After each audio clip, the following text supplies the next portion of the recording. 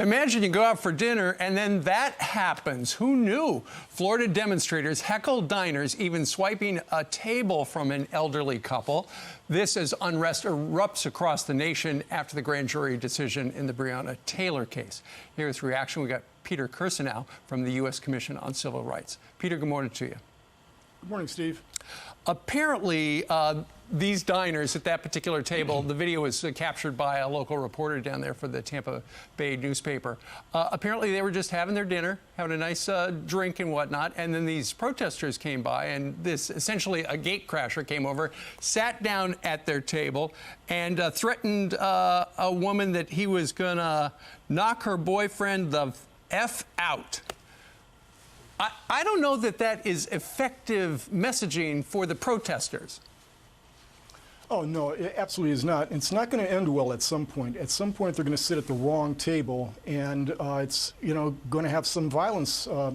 This is, I think, this type of behavior obviously is unjustified, but it's rationalized by these protesters, and they're not even protesters. They're intimidators, disruptors of the peace. In some cases, they engage in overt violence. But it's rationalized by them because of this false narrative of systemic racism and that cops are disproportionately shooting blacks.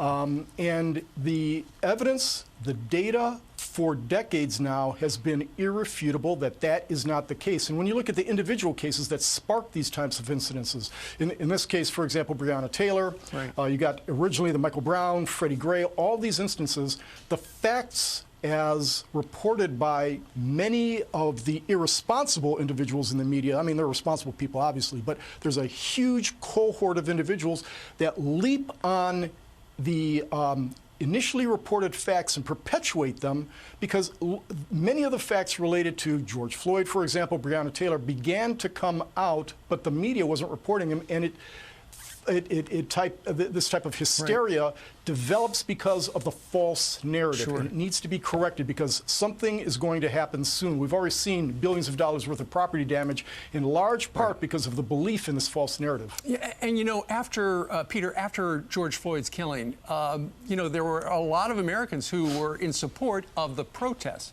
but then they saw the looting and they saw the violence, and then you see stuff like this where people get in each other's faces. The AP did a poll, and the survey period was before the Breonna Taylor verdict was handed up. Do you approve of the protests against police violence? 44% disapprove. That's a plurality. It is down 15 points from June. So clearly, the tide seems to be turning a little bit. But ultimately, what they're trying to do is they're trying to affect change, political change, and address racial injustice. But when it comes to the presidential politics, is this helpful or not? Because I think a lot of people are looking at that thinking, okay, if a certain person wins the presidency, is that going to continue or end?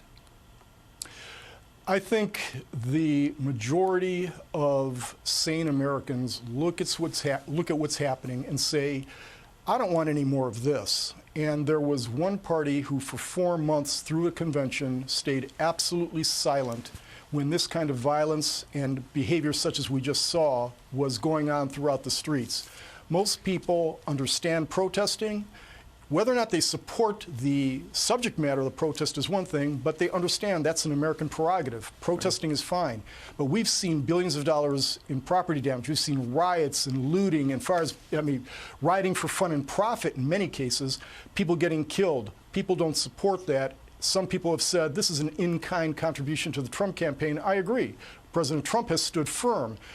Blue cities have been engaged in an insane defund the police effort in the midst of horrific violence. It's just sheer insanity. So I think, yes, what you see in terms of the polls, that is in terms of whether or not they support the protests and the violence, I think could be reflected in the fall. I think will be reflected in the fall. All right.